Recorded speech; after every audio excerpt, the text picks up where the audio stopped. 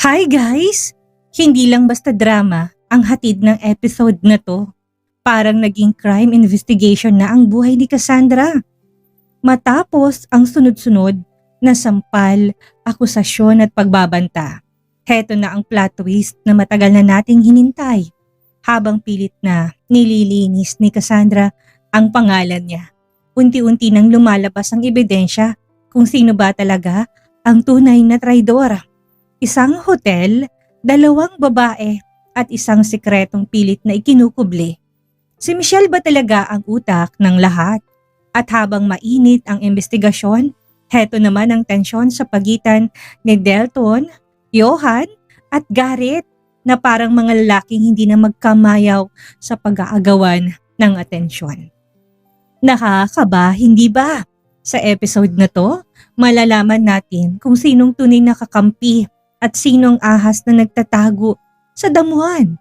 Ihanda nyo na ang inyong mga detective lens dahil sasabak na tayo sa katotohanan.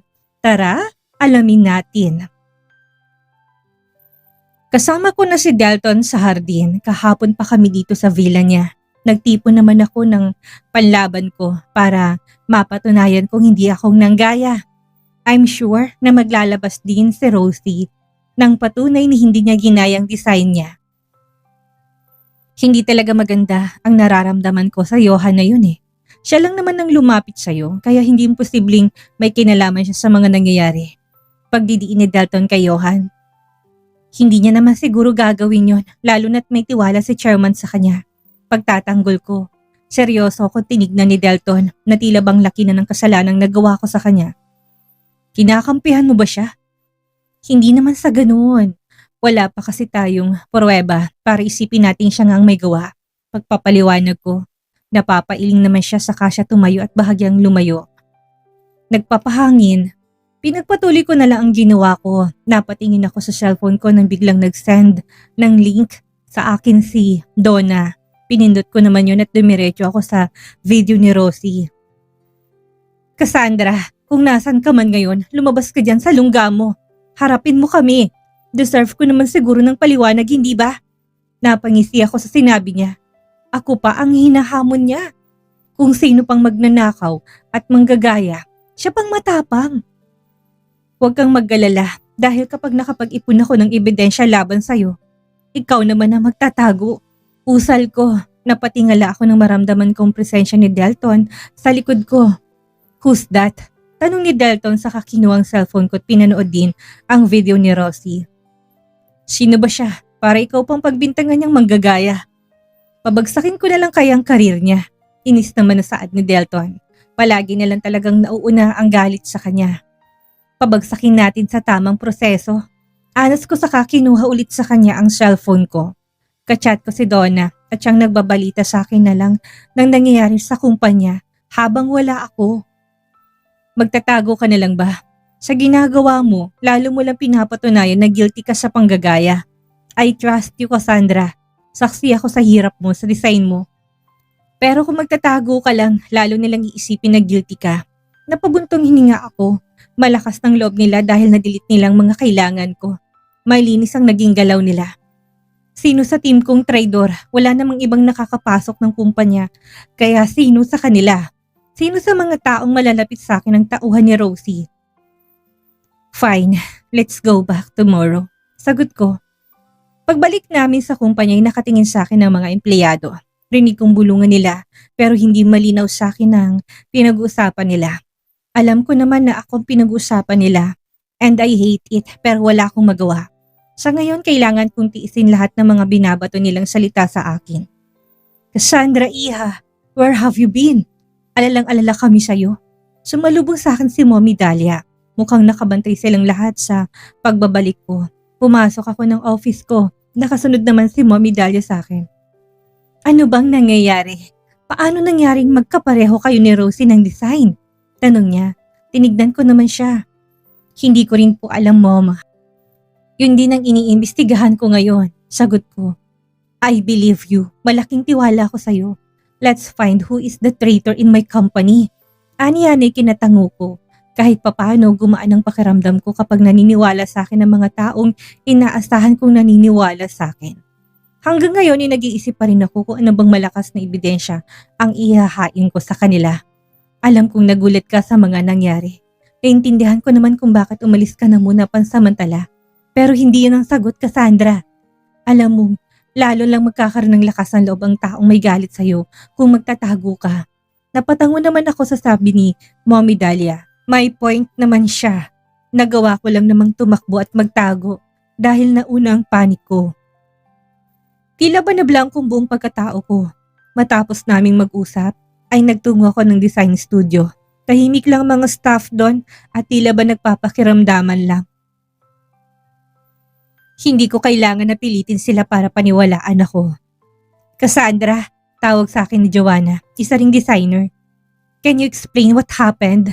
Paano nangyaring parehong-pareho kay ni Rosie ng design? Ikaw ba talagang nanggaya? Aniya pa, blanco ko lang siyang tinignan. Ang taas pa naman ng expectation namin sa'yo. Tapos ikaw lang ang magpapahiya sa team natin. We are so disappointed. Isa kang sikat na designer mula sa New York. Tapos ganito lang ang gagawin mo? Gagayahin mo lang si Rosie na hindi naman kilala ang pangalan. Bahagya ako natawa sa sinabi niya. Tila ba matagal na siyang may galit sa akin at ngayon lang siya nakahanap ng pagkakataon para ipahiya ako. Tama ka naman, nakuha mo yung point. Gaya nga ng sinabi mo, si Rosie ang hindi kilalang pangalan. Sa tingin mo ba sa kagaya niyang designer na hindi naman kilala, bakit pareho niyang ilalabas ko sanang signature piece natin? Balik ko naman na tanong sa kanya. Napataas ang kilay niya. Hindi na alam ang sasabihin. Napangiti naman ako. Sapat naman na siguro yun para maisip niya kung sino nga ba talaga sa amin ni Rosie ang nanggaya. Cassandra, naagaw ang atensyon naming lahat sa malakas na sigaw na yon. Humarap naman ako sa kanya at kunot-noo kong tinignan si Rosie. Anong ginagawa niya dito? May gana pa talaga siyang sumugod. Alam naman naming dalawa kung sinong peke. Napasinghap ang lahat na nakakita nang bigla kong sampalin ni Rosie. Hinaplas kong pisngi ko sa kasya, tinignan at bahagyang tinawanan. May gana ka pang tumawa. Ang kapal naman na mukha mong gayahin ng design ko. Sinong taong pinadala mo para manmanan ako at makuha mong design ko, ha? Sisiguraduhin ko na mahuli ko rin ang tauhan mong yon. Pagbabanta niya, ang lakas ng loob niya na sabihin ng lahat ng yon. Alam niya sa sarili niyang kasinungalingan lang lahat ng sinabi niya. Taas noo ko siyang tinignan, sinalubong sa mga mata niya. Malikot ang mga mata niya na salita niyang tinitignan ng mga mata ko. I like your attitude. Malakas ang loob mo na sumugod at i-claim ang hindi sa kanya. Nilapitan ko siya hanggang sa inches na lang ang layo naming dalawa. Inilapit kong bibig ko sa tenga niya. Sigurado ka bang nadispatcha mo na lahat ng evidence? Sino kaya sa ating dalawang may pinadala na traidor para magmanman? Bulong ko saka ko lumayo. Sa lubong ng mga kilay niyang nakatingin sa akin, ninitian ko naman siya. I like what you did. Ikaw na mismong gumagawa ng paraan para ipahiya ang sarili mo. Dagdag ko pa pero tumawa lang siya. Then let's see kung sino ba sa ating dalawang mapapahiya. Malakas ng loob na wika. Napatango-tango na lang ako sa kanya. Nagpunta ako dito para i-dispose mo ng plagiarized mong gown. Magpasalamat ka na lang dahil hindi pa ako nagpa-file ng case against you. Sayang, sikat pa naman ang pangalan mo, lalo na sa New York. I'm sure nakarating na sa kanilang nakakahiya mong ginawa. Nakangiti lang ako sa kanya. Magpakasaya ka hanggat hindi ko pa napapatunayan na inosente ako dahil bilang lang ang araw mo. Umalis din kaagad si Rosie, tinignan ko mga nasa design studio. Sino sa kanilang tauhan ni Rosie? Sino sa kanilang nangialam ng gamit ko? Napatingin ako kay Joanna. Ramdam ko may nililihim siyang galit sa akin kahit hindi naman kami personal na magkakilala. Hindi ko alam kung anong problema niya sa akin. Inggit? Posible. Pabalik na sana ako ng office ko nang makasalubong ko sa Johan. Saan ka nagpunta? Okay ka lang ba? Tanong niya. Naalala kong sinabi ni Delton. Tama naman si Delton. Kaming tatlo lang ang nakakaalam ng design ng signature piece namin. Sana lang ay mali ang iniisip ni Delton tungkol sa iyo, Johan. Naniniwala naman ako na wala siyang kinalaman dahil pinagkakatiwalaan siya ni Chairman. Imposible naman na tatraidorin ni Johan si Chairman. I'm fine. Tipid kong sagot saka ako naglakad papuntang opisina ko. Nakasunod naman si Johan sa akin. May alam ka na ba kung sinong posible nagbigay ng design mo sa kabilang kumpanya? Tanong niya. Umiling naman ako. Pumasok na ako ng opisina saka dumiretso ng swivel chair habang siya'y naupo sa harap ng lamesa. Pinatingnan ko na rin yung CCTV room pero walang nakitang pumasok ng office mo. Wala ring deleted na mga footage pero dahil nagkaroon sila ng maintenance nung nakaraang linggo, posibleng yun ang kinuha niyang pagkakataon para makapuslit sa opisina mo, dagdag ni Johan. Nasabi nga sa akin ni Donna, sagot ko naman.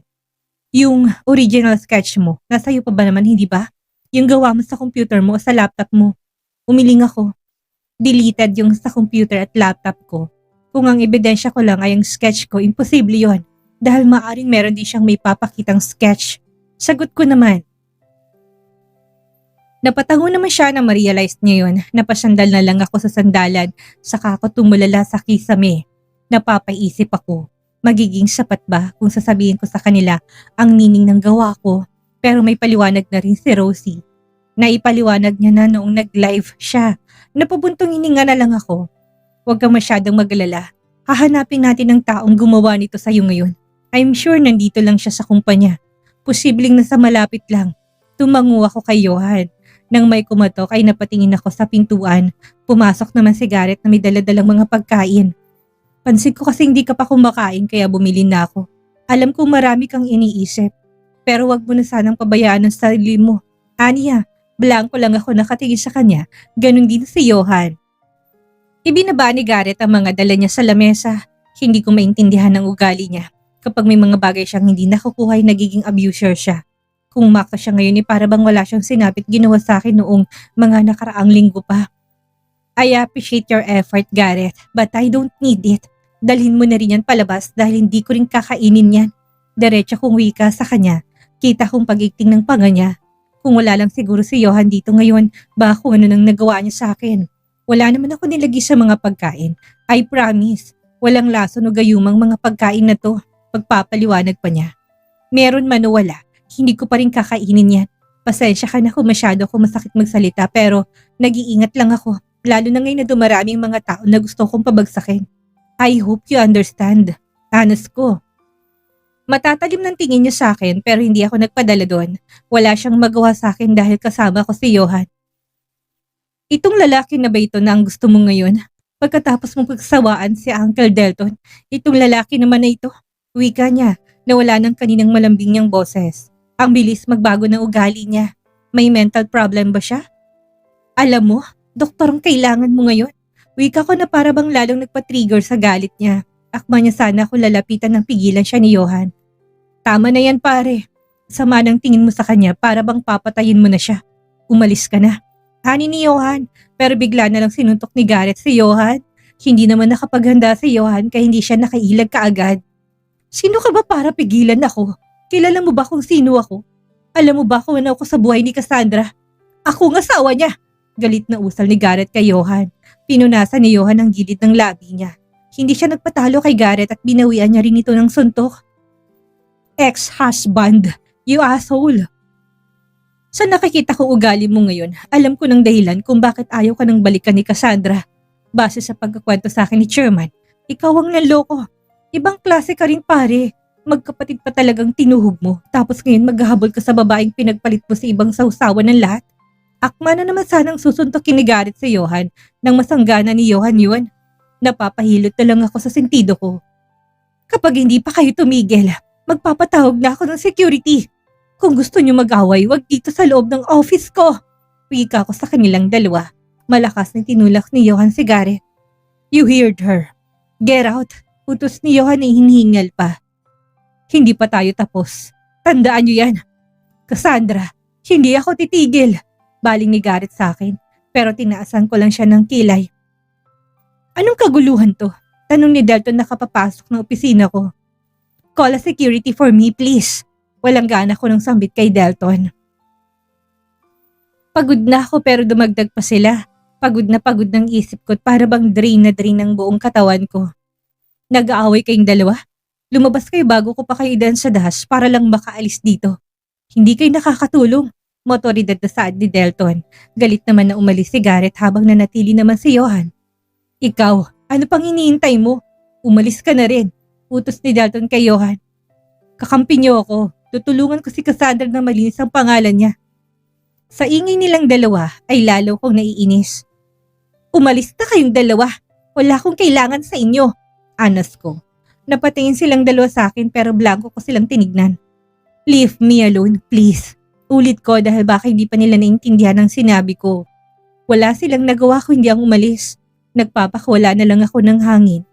Tumayo na ako sa kakotinignan ang ginawa kong gown na nandito na sa kwarto ng office ko. Tinignan ko yun at tinignan ang gawa ni Rosie. Kahit ang maliit na detail ay gayang-gaya niya. Umuwi ako ng penthouse. Mabilis mapagod ang katawan ko kapag masyado ako nag-iisip. Habang tumatagal ay lalong nasisirang pangalan ko worldwide. Karamihan sa kanila ay naniniwala kay Rosie dahil siyang unang naglabas ng final look. Kahit papano'y may mananiniwala pa rin sa akin pero bilang lang sila. Sirang-sirang pangalan ko sa social media at naging malaking skandal siya sa pangalan ko. Lalo ko nahihirapan na mag-focus na alamin ang nangyari dahil sa pangbabati ko sa akin. Kapag may nakakilala sa akin, pinagbubulungan na nila ako kaagad at para bang ang laki ng kasalanan ko. Kung sa bagay, ang panggagaya ng original work ng iba ay krimen at hindi ko hayaan na hanggang dito na lang ako. Kukuha sana ako ng beer sa fridge ko nang makita kong wala na palang halos laman ng fridge ko. Kinuha kong wallet ko para bumili ng beer sa supermarket. Tulala ako nanguha ng mga beer sa fridge saka yung nilagay sa basket. Nanguha na rin ako ng mga junk foods at nuts para nguyain ko habang nagiinom. Gusto ko lang magpakalma ang isip ko. Na makapagbayad ako'y lumabas na rin ako kaagad. Napakunot ako ng noo nang maramdaman kong parang may sumusunod sa akin. Napalingon ako sa likod ko pero wala akong ibang makita kundi ang mga kasabayan ko lang na naglalakad. Naipilig kong ulo ko. Guni-guni ko lang ba yun? Masyado na ba ako nag-iisip? Imposible naman sigurong may makakapasok dito na hindi naman resident dahil lahat ng gate ay may gwardiya. Pumasok na ako sa lobby at dumiretso sa elevator. Habang naghihintay ako ay may humawak sa balikat ko ni kinisigaw ko. Relax babe, it's me. Ani ni Delton. Napapahawak na lang ako sa dibdib ko saka ko siya masamang tinignan. Bakit ba hindi ka nagsasalita? Pinis kong sambit sa kanya. Napatingin naman siya sa hawak ko. Wala namang dahilan para itago ko yun. Bakit ganyan ang itsura mo? May nangyari ba? Gulat na gulat ka eh. Paano namang hindi ako magugulat? Ang tahi-tahimik ng paligid tapos bigla mo akong hawakan sa balikat. Sino hindi magugulat? Sagot ko. Napabuntong hininga naman siya sa kanya kinuha ang mga dala-dala ko. Idadaan mo ba sa pag-iinom ng alak ang iniisip mo? Malambing ang saad. Umarap naman na ako sa elevator nang bumukas ito at pumasok na ako. Hindi ko naman lulunurin ang sarili ko. Gusto ko lang ma-relax ang isip ko. Sagot ko. Pinindot ko na ang P sa elevator saka napatingin sa labas. Nagsalubong ang mga kilay ko nang may makita kong lalaking nakaitim sa labas ng parking space. Wala siya sa loob ng lobby pero mula dito'y kitang-kita kong parking space. Someone is watching us. Usal ko kay Delton. Sinundan niya na rin ang tinitingnan ko pero mabilis na umalis ang lalaki. Saan? Tanong ni Delton. Napalunok ako. Kahit nahabulin namin siya, hindi namin siya maaabutan. Nagsarado na rin ang elevator. Kanina pa ako kinikilabutan. Pakiramdam ko'y may nakamasid sa bawat galaw ko. Paano kung hanggang dito'y sinusundan ako? Paano kung makita nilang magkasama tayong dalawa? Hindi ko alam kung kakayanin ko ba ang sunod-sunod na problema. Sambit ko. Hinila naman ako ni Delton saka ako niyakap. Naalala ko na naman ang taong gusto kong ipapatay dahil natabunan na yun at hindi namin nahanap ang nagtangka ng buhay ko. Gusto mo bang samahan na kita dito gabi-gabi para mapanatag ako't mapanatag ka rin? Hindi na kailangan. Hindi na. Kailangan natin mag-ingat. Huwag kang pupunta dito kung kailan mo lang gusto dahil kung may nagmamasid na sa akin, malalaman din nilang tungkol sa ating dalawa. Napapabuntong hinga na lang si Delton. Nang bumukas ng elevator, lumabas na rin kami at pumasok ng penthouse ko. Ibinaba ko na sa center table ang mga binili ko saka ako nanguha ng isang canned beer at binuksan yun. Binuksan ko na rin ang nuts na binili ko. Dire-diretso kong ininom ang beer na para bang isa yung soft drinks. Ano na bang plano mo? Tanong ni Delton na naupo na rin sa saigat nanguha ng beer. Hindi ko pa alam pero gumagawa na rin ako ng paraan para mapatunayan na inosente ako. Nag-ipon lang ako ng mga sapat na ebidensya. Sagot ko, sa tingin mo may kinalaman si Michelle sa nangyari? Pinasundan ko siya at nakita ng mga tauhan ko na nagkita sila ni Rosie sa isang hotel. Napatingin ako kay Delton. Oo, alam kong galit sa akin si Michelle. Hindi magandang relasyon naming dalawa pero bakit naman gagawin yun? Kumpanya nila Garrett ang sisirain niya kapag ginawa niya yun. Sigurado ka ba? Paninigurado ko. Inilabas naman ni Delton ng cellphone niya saka yung pinakita sa akin. Picture yun ni Michelle na pumasok sa hotel na yan at picture din ni Rosie. Hindi sila sabay na pumasok ng kwarto pero isang kwarto pinasukan nilang dalawa sa magkasunod lang na oras. Pagpapaliwanag niya. Hindi ko alam kung paniniwalaan ko na ba ito para isipin si Michelle ang tumatraidor sa amin pero napapaisip din ako. Bakit naman gagawin yun? Naguguluhan kong tanong kay Delton dahil nahirapan akong paniwalaan na may kinalaman nga si Michelle. Lalo magagalit ang mga magulang ni Garrett sa kanya kapag nalaman ng mga itong ginawa niya. Kung may katotohanan ng hinala ni Delton. Bakit niya rin naman gagawin yun kung isa siya sa mga model? Sigurado dahil sa galit niya sa'yo. Posibleng dahilan yun. Hindi ko rin alam kung bakit niya gagawin yun. Sagot ni Delton. Napatitig na lang ako sa picture ni Michelle. Halata pang lumili nga siya sa paligid niya na tila ba sinisigurado niya na walang nakasunod sa kanya. Bakit Michelle? Why are you doing this to me? Dahil lang sa matinding galit mo sa akin ay dadami mo ng buong kumpanya. Napapainom na lang ako ng alak. Napahigpit ang pagkakahawa ko sa lata. Sana lang nagkakamali lang kami, Michelle. Sa ginagawa mong pagbagsak sa akin, ikaw ang bumabagsak. Siguradong magagalit si Garrett sa ginawa niya.